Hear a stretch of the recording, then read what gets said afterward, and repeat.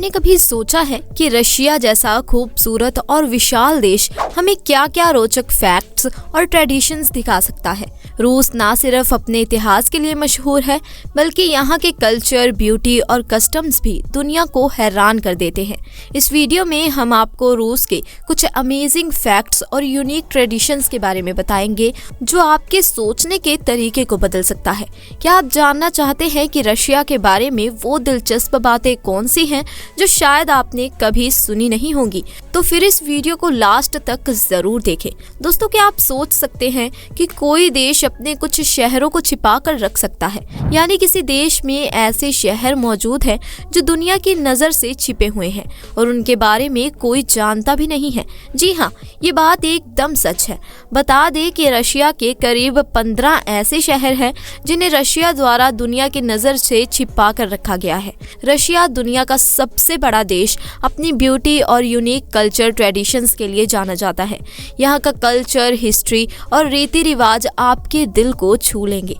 चाहे वो बर्फ से ढकी सर्दियां हो या रंग बिरंगे त्योहार, रशिया की परंपराएं बहुत खास है। यहाँ के फ्लोक डांसेस, म्यूजिक और आर्ट लोगों को बहुत अट्रैक्ट करते हैं। रूसी परंपराएं जैसे गुड़िया और बायका, ये इनके लोकगीत यहाँ की पहचान है। साथ ही रशिया फूड जैसे बोर्श्ट, बीट सूप और पेलमेनी आपको एक नया टेस्ट महसूस कराते हैं। रशिया की परंपराएं आपको इस देश की विविधता और इसकी सांस्कृतिक गहराई से रूबरू करवाती है। यहाँ आना सिर्फ एक जर्नी नहीं, बल्कि एक नया एक्सपीरियंस है जो आपके नजरिए को बदल सकता है। एशिया और यूरोप दोनों कॉन्टिनेंट्स में ये देश आता है। यहाँ पुरुषों के मुकाबले बहुत ज्यादा महिलाएं रहती हैं। यहाँ की महिलाएं सेक्स ट्रेड, यानी जिसे आज के समय में हम प्रोस्टिट्यूशन कहते हैं, इसके लिए दुनिया भर में जाती हैं। इन्हें इंडियन बॉयज काफी पसंद आते हैं। यहाँ तक कि अगर किसी इंडियन से पूछा जाए वो किस देश की महिला से शादी करना पसंद करेंगे, तो वो इसी देश का नाम बताएंगे। इसकी नेचुरल ब्यूटी और हिस्ट्री इतनी ज्यादा इंटरेस्टिंग है कि करोड़ों सैलानी यहाँ हर साल सिर्फ घूमने आते हैं। इसके अलावा इस देश में एक ऐसी जगह भी है जहाँ के पुरुष अपनी पत्नियों को किसी भी स्ट्रेंजर के साथ रात बिताने की परमिशन खुद देते हैं। दोस्तों, हम बात कर रहे हैं रशिया देश के बारे में। रशिया दुनिया का सबसे बड़ा देश है एरिया के हिसाब से। ये यूरोप के पश्चिम से लेकर एशिया के उत्तर तक फैला हुआ है और 1,41,00,000 स्क्वायर किलोमीटर के एरिया में ये देश फैला हुआ है। यहाँ बहुत से मॉडर्न शहर हैं और कई इलाके ऐसे हैं जहाँ आज भी पुराने रीति रिवाज पर चलने वाले लोग रहते हैं। और एक ऐसा ही गांव यहाँ पर है जिसका नाम है चुकोतका। इस जगह एक बेहद ही अजीब परंपरा निभाई जाती है। जब यहाँ पर कोई पुरुष गेस्ट बनकर आता है या कोई पुरुष स्ट्रेंजर बनकर आता है, तो उसका स्वागत यहाँ कुछ खास तरीके से किया जाता है। गांव के लोग उस अजनबी या मेहमान पुरुष के सामने अपनी पत्नियों को खड़ा करते हैं और खुद कहते हैं उसे जो भी महिला पसंद है वो उसे रात भर अपने साथ रख सकता है। वो महिला उस अजनबी पुरुष का पूरा ख्याल रखेगी, उसके लिए खाना बनाएगी, बिस्तर लगाएगी, तैयार होगी और उसे एक पत्नी का सुख भी देगी। ये सब इस जगह की परंपरा का एक अहम हिस्सा है। अगर रात बिताने के बाद वो प्रेग्नेंट हो जाती है तो फिर पूरा गांव इसके लिए सेलिब्रेट करता है। इसी तरह की परंपरा अलास्का के भी कई हिस्सों में निभाई जाती है। पति की सहमति से एक अजनबी पुरुष के साथ संबंध बनाना यहाँ पर आम बात है, क्योंकि इनके पूर्वज पहले से ऐसा करते आए हैं। चुकोतका की महिलाएं काफी हार्ड वर्किंग होती हैं, जो घर की सारी जिम्मेदारियां खुद उठाती हैं। घर के बाहर के काम तो ये करती ही हैं, साथ ही साथ घर के अंदर के भी सारे काम इन्हें ही करने पड़ते हैं। पति की सहमति से किसी भी अनजान पुरुष के साथ सोने के लिए ये हमेशा तैयार रहती है। अगर कोई अनजान पुरुष गांव की महिला के साथ सोने से मना कर देता है तो उसे यहाँ के लोग अपनी इंसल्ट समझते हैं। उनका मानना होता है कि वो अपनी सबसे प्यारी यानी पत्नी उन्हें सेवा करने के लिए दे रहे हैं और वो अजनबी पुरुष उनकी पत्नी की सेवा लेने को तैयार नहीं है। ये पूरे गांव की डिसरिस्पेक्ट है। इससे वे काफी ज्यादा दुखी हो जाते हैं। इसीलिए कोई मेहमान या अजनबी पुरुष चाहकर भी उनकी पत्नियों के साथ सोने से मना नहीं कर पाता। इस पूरे इलाके में जमा देने वाली ठंड पड़ती है, जो साल में 8 से 9 महीने तक चलती है। इनका जीवन बहुत ही मुश्किलों से बीतता है, फिर भी ये महिलाएं अपने घर की सारी रिस्पॉन्सिबिलिटीज को उठाती ही हैं। साथ में बच्चों को को तब तक ज्यादा ध्यान से पालती हैं जब तक वो 10 साल के ना हो जाएं, क्योंकि यहाँ थोड़ी सी भी लापरवाही किसी भी छोटे बच्चे को तुरंत बीमार कर देती है। जहाँ रशिया में कई इलाके ऐसे हैं जहाँ बहुत ही कम लोग रहते हैं, अपनी परंपराओं के साथ जीते हैं, तो रूस का बहुत बड़ा हिस्सा अब ऐसी सिटीज में रहना पसंद करता है जहाँ सभी चीजें मॉडर्न है। ये है रूस की राजधानी मॉस्को। रशिया का दिल बहुत बड़ा है। इस शहर की इमारतें, सड़कें लाजवाब दिखाई देती है। इस शहर को दुनिया के सबसे खूबसूरत शहरों में से एक माना जाता है। रशिया दुनिया की सबसे बड़ी कंट्री है, लेकिन 1991 में सोवियत यूनियन टूटने से पहले 19 देश और थे जो रशिया का ही हिस्सा हुआ करते थे, जिसमें Armenia, Azerbaijan, Belarus, Ukraine, Georgia, Tajikistan, Uzbekistan जैसे देश थे। साल 1991 में सोवियत यूनियन टूटा और इन देशों को रशिया से इंडिपेंडेंस मिली। आज भी रशिया इतना बड़ा एरिया कवर करता है कि हमारी धरती का 11% पार्ट रशिया में ही जाता है, जहां जमा देने वाली ठंड पड़ती है, ना खत्म होने वाले फॉरेस्ट दिखाई पड़ते हैं, खूबसूरत ऑटम्स का मौसम आता है और गर्मियां तो यहाँ सिर्फ 3 महीने की ही होती हैं, जिन्हें लोग ऐसे बिताते हैं मानो 3 महीने के लिए कोई फेस्टिवल आ गया हो। यहाँ के लोगों को गर्मियाँ बहुत पसंद होती है, क्योंकि गर्मियों में इन्हें भारी भारी और बहुत सारे कपड़े नहीं पहनने पड़ते। इसके अलावा यहाँ की महिलाओं को किसी दूसरे देश के मुकाबले इंडियन पुरुष ज्यादा पसंद होते हैं। इसीलिए ऐसे बहुत से लोग हैं जो रूस अगर घूमने भी गए हैं तो उन्हें वहाँ बहुत सी ऐसी महिलाएं मिल जाती हैं जो उनसे शादी करना चाहती हैं। कई इंडियन पुरुष हैं जिनकी शादियाँ रशियन महिलाओं के साथ भी हुई हैं। ये देश इतना बड़ा है कि अगर कोई इसके एक पार्ट में है तो वहाँ दिन का समय होता है, और अगर कोई इसके दूसरे पार्ट में है तो वहाँ रात का समय होता है। यहाँ पर 11 टाइम जोन्स है। एक ही समय में इस देश में 11 अलग अलग टाइम्स होते हैं, और ऐसा सिर्फ रूस में ही देखने को मिलता है और किसी भी देश में नहीं। दुनिया भर में रशियन वुमेन्स बिजनेस करने जाती हैं, फिर चाहे वो थाईलैंड, वियतनाम हो या फिर इंडिया, हर जगह ये मौजूद होती हैं। इन्हें दुनिया की सबसे ब्यूटीफुल वुमेन्स में से एक माना जाता है। इनके सुनहरे बाल, दूध की तरह सफेद रंग इन्हें और भी ज्यादा सुंदर बना देता है। रूस की अगर एक पार्ट से जर्नी स्टार्ट की जाए और इसके आखिरी पार्ट तक पहुंचा जाए तो वहां तक पहुंचने में 7 दिन का समय लगता है। रूस के लोगों को बीयर पीना बहुत ही पसंद होता है। शायद इसीलिए 2011 से पहले यहाँ बियर को बियर माना ही नहीं जाता था, बल्कि बियर तो मानो यहाँ कोई सोडा ड्रिंक हो जिसे जब चाहे जहाँ चाहे कोई भी पी सकता है। पब्लिक प्लेसेस, सड़क, पार्क या फिर घर हो, कभी भी बियर पीने पर कोई रोक टोक नहीं थी। लेकिन साल 2011 के बाद पब्लिक प्लेसेस पर इसे पीने पर रोक लगा दी गई। रशिया का साइबेरिया इतना बड़ा है कि इसमें 4 इंडिया आसानी से फिट हो सकते हैं, लेकिन साइबेरिया में नेचुरल हार्शनेस इतनी ज़्यादा है कि यहाँ पर लोग बहुत ही कम रहते हैं, और इसका ज़्यादातर पार्ट सिर्फ बर्फ से ही ढके पहाड़ों और जंगलों का है। कैपिटल मॉस्को की नाइट लाइफ बेहद ही कमाल की होती है। रात के चाहे 2 ही क्यों ना बजे हों, लोग सड़कों पर घूमते मिलते हैं। खास मौकों पर तो मानो ये शहर रात में सोता ही नहीं है। रशियन लोगों को टैटूज बनवाना बिल्कुल भी पसंद नहीं होता। बालों को अतरंगी रंगों से कलर करना भी इन्हें जरा भी पसंद नहीं आता। ब्लैक ड्रेसेस उनकी पहली पसंद होती हैं। इसके अलावा रशिया की महिलाएं ना मोटी मिलती हैं ना पतली, मानो भगवान ने वरदान दे दिया हो कि ये हमेशा खूबसूरत ही रहेंगी। ये है रशिया का सेंट पीटर्सबर्ग शहर, रूस की शाही राजधानी। ये शहर अपने अंदर पूरे रशिया का हिस्ट्री, कल्चर और आर्ट को समेटे हुए है। यहाँ देखने को मिलते हैं बड़े बड़े पैलेसेस, पुरानी बिल्डिंग, स्टैचूज और शानदार चर्चेस, जो बताते हैं कि ये देश पहले से ही कितना खूबसूरत है। यूरोप, एशिया और पूरी दुनिया से इस देश को देखने, घूमने और समझने के लिए हर साल 1 करोड़ लोग आते हैं। साल 2023 की एक रिपोर्ट के मुताबिक सिर्फ इंडिया से 60,000 लोग बिजनेस टूरिज्म के लिए रशिया गए थे। इसी बात से अंदाजा लगाया जा सकता है कि इंडियंस को भी रशिया कितना ज्यादा पसंद है। इसके अलावा लाखों लोगों का रशिया घूमने का एक और रीजन है इसका काफी अफोर्डेबल होना। रशिया में जो करेंसी चलती है उसे रूबल कहते हैं, जो इंडिया के सिर्फ 82 पैसों के बराबर है। यही वजह है कि लोग बहुत ही कम पैसों में रशिया में एक लंबा समय बिता सकते हैं।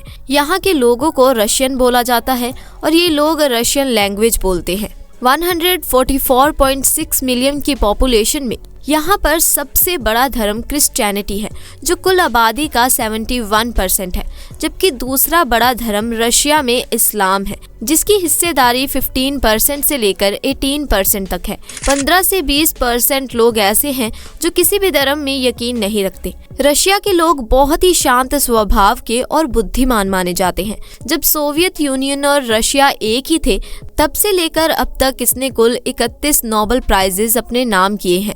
1962 में लीव लैंडर्स ने पीस ऑफ नोबेल प्राइज अपने नाम किया था और इसके बाद 1987 में जोसेफ ब्रॉडस्काय ने लिटरेचर में ये पुरस्कार हासिल किया था। इतना ही नहीं, रशिया ने साल 1957 में पहला सैटेलाइट अंतरिक्ष में भेज दिया था, जो कि स्पुतनिक 1 था, जो सिर्फ इसके 4 साल बाद यानी कि 1961 में रशिया स्पेस एजेंसी को सबसे बड़ी कामयाबी मिली थी। जब यूरी गार्गिन ने पहली बार स्पेस की यात्रा की और पृथ्वी का चक्कर भी लगाया, ये पहली बार था जब कोई इंसान अंतरिक्ष में गया था और उसने पृथ्वी के चारों तरफ चक्कर लगाए थे।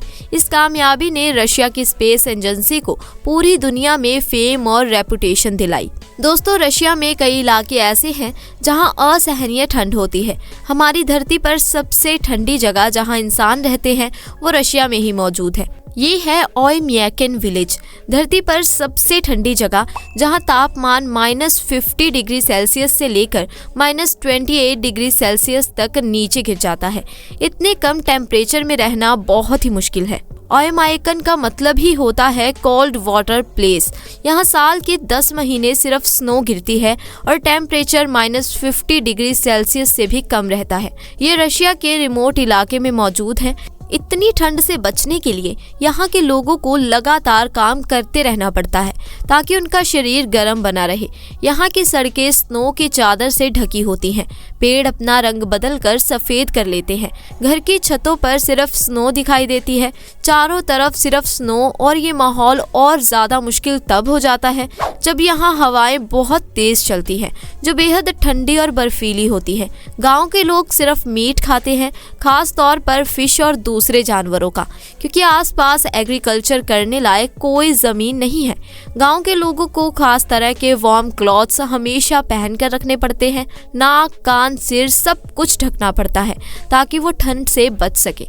फिर भी बाहर निकलते ही आंखों की पलकों पर बर्फ जमने लगती है। घरों को गर्म रखने के लिए हमेशा वुड और कॉल जलाया जाता है। घरों में बड़े कमरों की बजाय छोटे कमरे बनाए जाते हैं ताकि उन्हें जल्दी से गर्म किया जा सके। घर की सभी विंडोज और डोर्स अच्छी तरह से बंद करने पड़ते हैं ताकि बर्फ और ठंडी हवा अंदर ना आ सके। हॉट वाटर पाइपलाइंस पूरे घर में लगाई जाती हैं जिससे घर गर्म रहता है।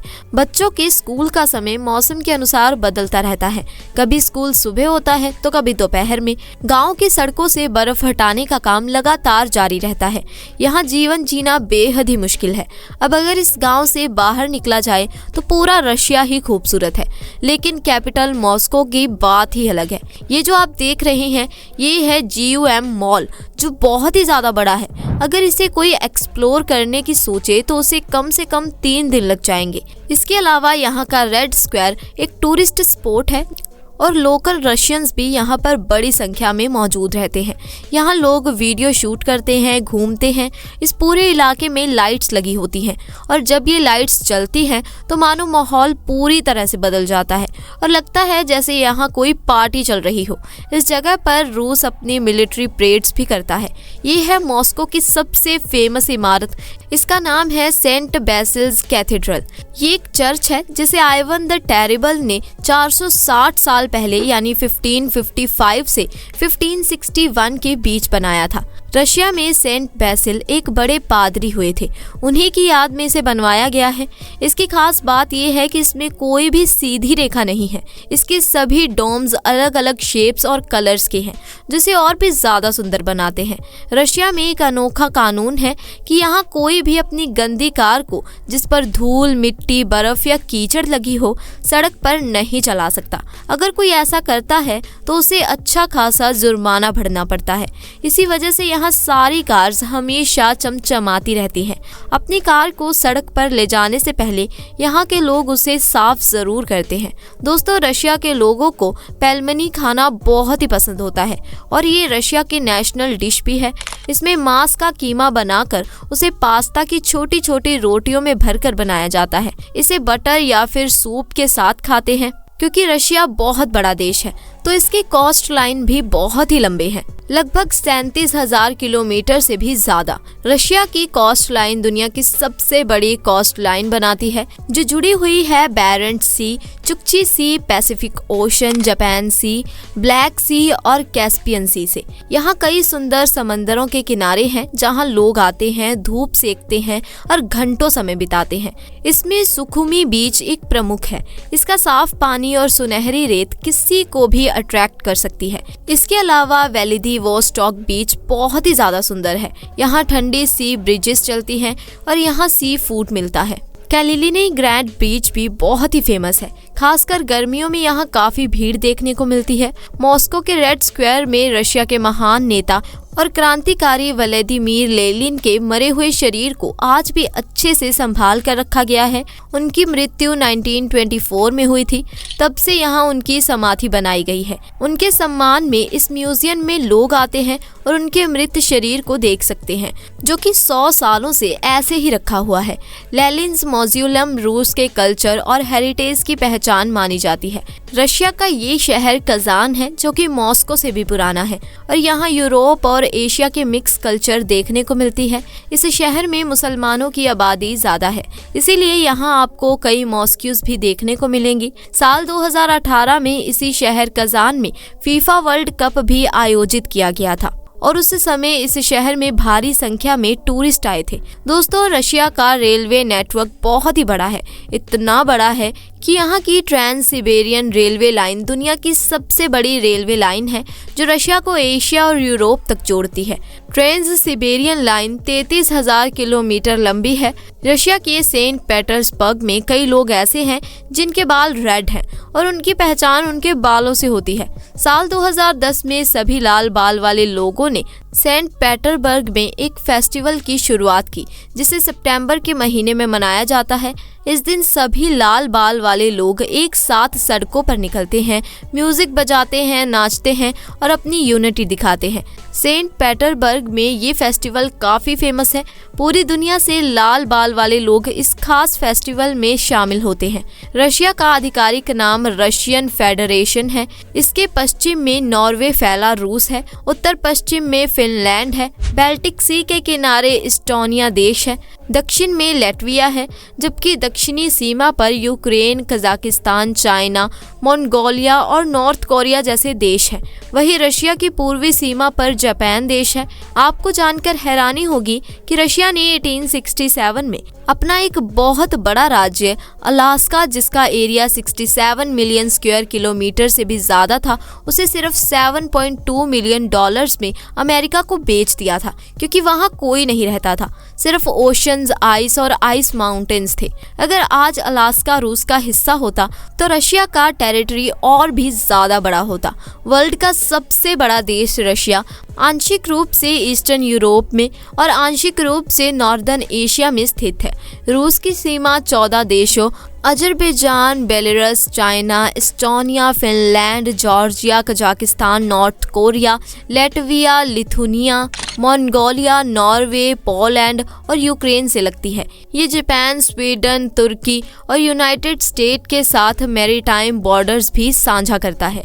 रशिया एक संघीय गणराज्य है और अगर थ्योरी की बात हो तो ये एक मल्टी पार्टी डेमोक्रेसी है, जिसमें प्रेसिडेंट राज्य का प्रमुख होता है और प्राइम मिनिस्टर सरकार का मुखिया होता है। रशिया के राष्ट्रपति रशियन आर्मेड फोर्सेस के सर्वोच्च कमांडर इन चीफ भी होते हैं।